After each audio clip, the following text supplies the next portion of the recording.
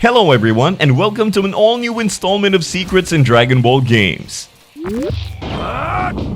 Beam deflections. Arguably one of the coolest, and at the same time, most underutilized mechanics in all of Sparking Zero. The steep cost of spending 2 skill points just to deflect a super attack usually isn't worth it in most situations. Over time, the devs became more aware of this, which led to the move being buffed several times over the past 9 months. Prior to the Shallot update, beam deflections granted you 1 stack of ki, and your charging speed was doubled. The charging buff was also stackable, which was a nice bonus. However, the Shallot update brought us another bonus in the form of shadow changes. By shadow changes, I'm referring to tweaks that weren't mentioned in the official patch notes. On the top of all the buffs I just mentioned, deflecting a beam now literally sends it right back at the attacker. Don't believe me? Just watch. Insane buff, and no one seems to be aware of it. Why is that? You'd expect something like this to be front page news within the community, and yet no one said anything. Well, that's because it appears to be limited to just 2 characters, specifically 1 character and 2 of his forms, Super Saiyan 1 and Super Saiyan 3 GT Goku. Base GT Goku and SSJ4 won't have their beam attacks reflected back, no matter how many times you try. Intrigued, I decided to see if any other characters could have their beam attacks reflected. I immediately went to try Daima Goku, considering he has an almost identical form and is essentially as close to GT Goku as it gets. However, before I could even run the test, I was caught off guard by Daima Goku's new form. I don't think he's supposed to be able to do that. Most likely, it's a glitch introduced in the recent update. I actually wasn't able to run any tests with Daima Goku because, as it turns out, he's the only version of Goku that doesn't have Kamehameha as a super attack. So I went with the next best thing, Goten. And unfortunately, or fortunately, depending on who you ask, neither Goten nor Gotenks had their beam attacks bounce back at them. So what exactly happened here with GT Goku? Perhaps the devs were toying around with the idea of adding a bounce back buff to beam deflections and forgot to remove some of the code. It definitely sounds plausible, especially given what happened with Daima Goku's blue form. As much as I'd like beam deflections to be more viable, I don't think this is the right way to go about it. Check it out! It's a new kind of tablet! Oh yeah, that is a pretty cool tablet, Trunks. And it's brought to you by Red Magic, our sponsor for today. The Red Magic Astra Gaming Tablet is an all-new, sleek, top-of-the-line, almost pocket-sized gaming machine. Armed with a 9-inch OLED display and a crazy responsive 165Hz refresh rate, the Astra Gaming Tablet delivers ultra-smooth performance for browsing, streaming, and most importantly, gaming. As expected, the specs on this device are top-notch, meaning even the most demanding mobile games won't be a problem. Legends actually looks great on the bigger screen. I even tried the new mobile port of the first Naruto Storm game, and yep, it looks and runs pretty darn well. The tablet is equipped with a customizable RGB fan and an enhanced liquid metal cooling system, delivering a smooth, overheat-free gaming experience. Believe it or not, Astra's massive 8200 mAh battery, the largest in the tablet this size, can be charged from 0 to 100 in just 71 minutes. And thanks to Game Space, you can choose between options that extend your already long battery life, boost performance, or just play around with dozens of unique customizable settings and plugins. But the big question is, can the Astra Gaming Tablet run console Dragon Ball games? Yes! From the PS2 classics all the way up to the latest Dragon Ball games. Fighters, Xenoverse 2, Kakarot, and I even saw some people running Sparking Zero. The Red Magic Astra is available worldwide in various editions, each designed to match your specific needs. Be sure to check out the Red Magic Astra Gaming Tablet by using my link in the description or the pinned comment. Giants have some unusual scaling. Power scaling. Cell Max is the most recent and powerful giant in the game, at least in terms of lore. Naturally, you'd expect that to be reflected in both the damage he dishes out and the amount of damage he takes. I'm going to use base Vegeta for these tests. There's no particular reason why I chose him. You can also do this test with any character. I just felt like playing with Vegeta. Anyway, here's how much damage Vegeta will do to Cell Max with a single punch. 404. For comparison, regular sized fighters will take anywhere between 470 to 500. Now let's try the same thing on Vegeta. 425. So far so good. Cell Max is stronger than Saiyan Saga Grade 8 Vegeta. Let's go over to Orange Piccolo.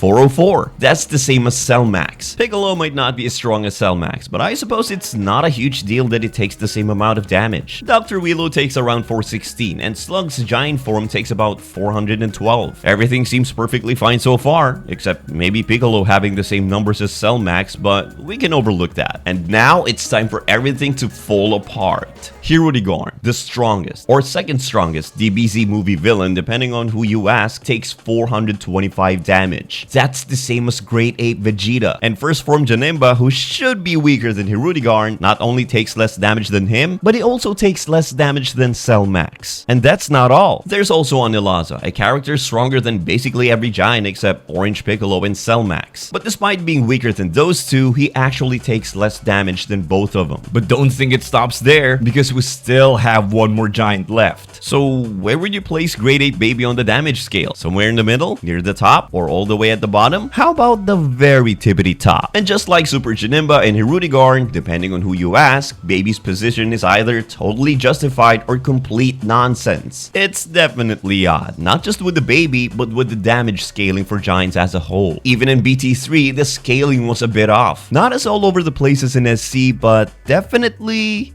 questionable. Huge shout out to Celeriac for pointing out these inconsistencies and leading me down this rabbit hole. It's time to talk about Xenoverse 1. A game I thought had been forgotten over time, especially since Xenoverse 2 is basically the same game but improved. But no, the game actually has a dedicated player base on Steam. Small, but dedicated nonetheless. Also, I just realized that Xenoverse 1 is more expensive than Xenoverse 2 on Steam. What the hell, Bandai? One of the weirdest things I remember from Xenoverse 1 is that they gave Yamcha and Krillin Kaioken. Yeah, both of them have dedicated presets with Kaioken and even unique voice lines.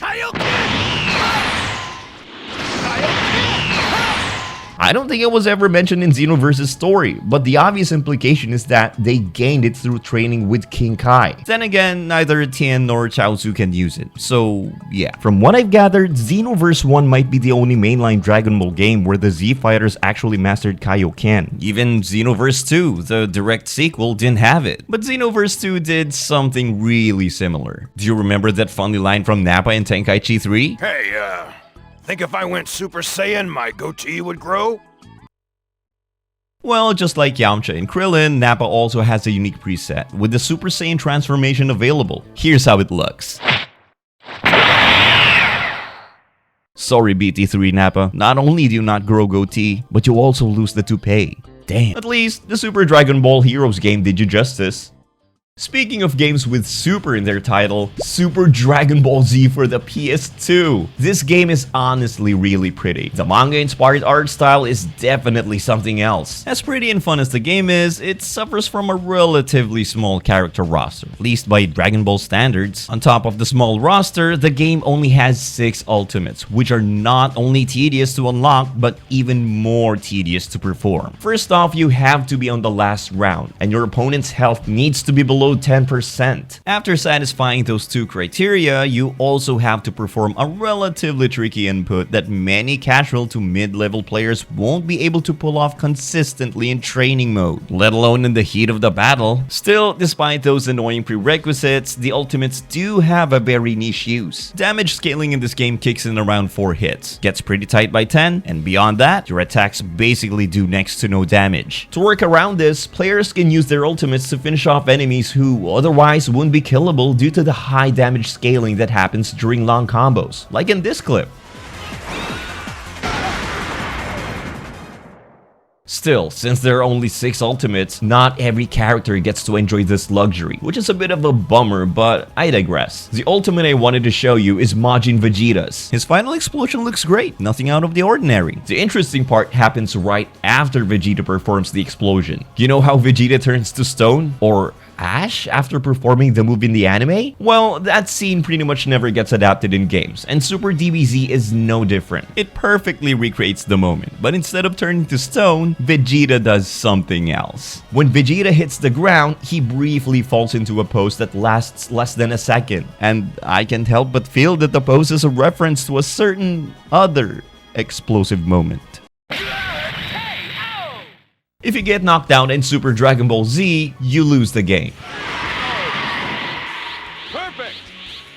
Well, this doesn't apply to everyone. There's a certain someone who doesn't appreciate getting knocked out. Hey, it's me, When Goku gets knocked out, he'll pull out a Senzu Bean and recover his health, which honestly surprised me. Super DBZ is a pretty traditional arcade fighter, and as far as I know, self-revives aren't really a thing in games like this. What's even stranger is that only 4 out of the game's 18 characters have it. Goku, Krillin, of course, Krillin has it. Teen Gohan and Videl. A bit of a random selection. I mean, Krillin and Goku make sense. I don't believe Teen Gohan ever ate a Senzu on screen. Wait, never mind. He did that one time in the Broly movie. And Videl, well, she did eat the Senzu Bean Gohan gave her. But she's not someone typically associated with them. It's usually more of a Z fighter thing. And yet, a lot of them don't even have it in this game. Although it may not be that big of a deal, as Senzu Beans are surprisingly balanced in this game. Unlike certain others. When a character eats a Senzu Bean, they quickly start draining their super meter, the resource used for super attacks and ultimates. The more meter you have, the more HP you recover. Sounds fine at first, until you realize your character is completely vulnerable during the recovery period. And even though the healing is fast, your opponent can, and probably will, take advantage of that window to punish you. By the way, I only hit you because I have pent-up aggression against your father. Take that. In fact, according to GP Bear 4, a prominent figure in the competitive Super DBZ scene, Senzu Beans are mostly used for fun, since it's rare to get their full benefit in an actual match. Still, I think they're pretty cool, mainly because self-reviving items are almost never seen in DBZ fighting games, aside from maybe Budokai 3. Big shout out to GP Bear 4 for all the insights into the competitive side of the game. At this point, I'm fairly confident that 90% of you already know how super armor works in the Tenkaichi games. In short, certain tanky or bulky characters have super armor by default, and to break it, you need to land a few consecutive hits. Base Goku takes around 5 hits, Super Saiyan takes 4, SSJ2 takes 3, and once you reach Super Saiyan 3 level of power, which is roughly equivalent to 8 DP, you instantly break through that super armor. Now, here's something you might not have been aware of. You know how I said that you need to land a few consecutive hits in order to break it? Well, that may not be entirely true. In truth, you can actually break super armor with a single punch, and you don't even have to be an SS3. Even Chaozu can do it. In fact, let me use him as an example. Chaozu is able to break super armor on his very last hit, that is, his 5th attack. Pretty much the same as any mid to low DP character. Now, I'm going to perform the same combo, but this time, the armor will break with a single kick.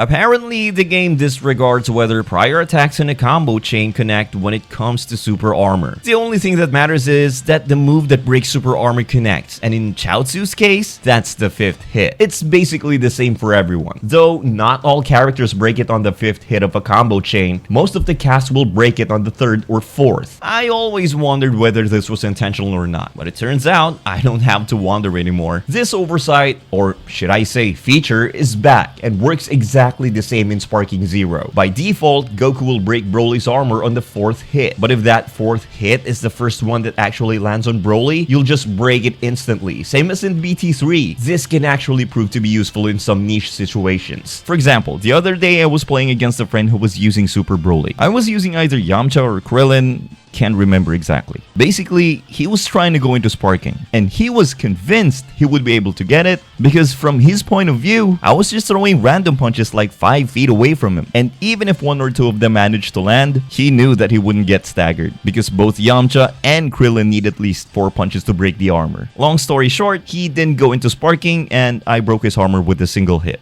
The end.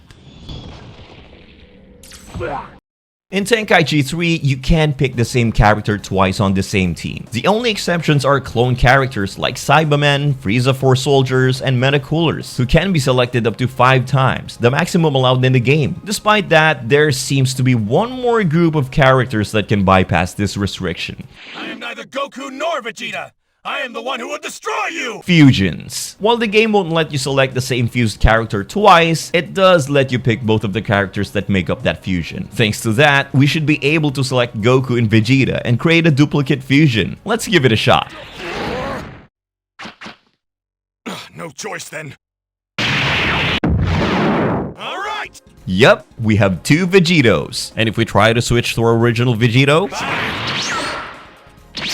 it works, no glitches. Nothing. You can do the same with GT characters, which means we can have 2 SS4 Gogetas. I always thought this wasn't an intentional oversight by the devs, and it looks like I might have been right, because if we go to Sparking Zero and try to do the same thing, the fusion selector is completely grayed out. I was originally going to add something else for this final detail, but we need to circle back to the defense damage scaling with the Giants. You see, a few days after writing that part of the video, I decided to test the damage scaling on bulky tank-type characters like Recoome, Broly, Nappa, and others. My first test was with Z Broly, and I was genuinely taken aback when I saw that he took 508 damage from Vegeto's punch. If you remember, all those Giants we tested earlier were in the 400-ish damage range. This is insane for 2 reasons. First off, if you played Tenkaichi 3, you might have noticed that Broly is one of the spongiest characters in the game. In fact, his defense values are at the very top, only rivaled by Baby, Recoome, and Great Ape Nappa. So seeing Broly nowhere near that level in Sparking Zero is a bit shocking. And reason number 2, this one is even more crazy. Broly's defense is literally below average in Sparking Zero, meaning characters like Yajirobe take less damage than he does. I quickly checked the scaling on Super Broly, and lo and behold, it's the exact same situation. Oddly enough, the other tanky fighters didn't seem to suffer the same fate. They stay around the 427 damage range. My initial guess was that Broly's damage scaling was the result of countless patches we've received over the past 9 months. But no, I booted up the very first version of the game and the damage is literally the same. -1, but that -1 was present on everyone. I can only assume that this was a preemptive move by the devs to make him more balanced for online play. Because if you recall, Broly enjoyed all the benefits of giant-type fighters despite not actually being one. Thanks to that, Broly was literally at the very top of BT3's competitive tier lists. Despite the nerfs to his defense, Broly still ended up being a major problem in Sparking Zero, especially during the early months. Who knows, it probably would have been even worse if we had more accurate defensive scaling. That's all for this one. The next video is gonna be Sparking Zero focused, but the one after that is totally up to you. Perhaps a new Secrets in Naruto games? Feel free to let me know in the comments.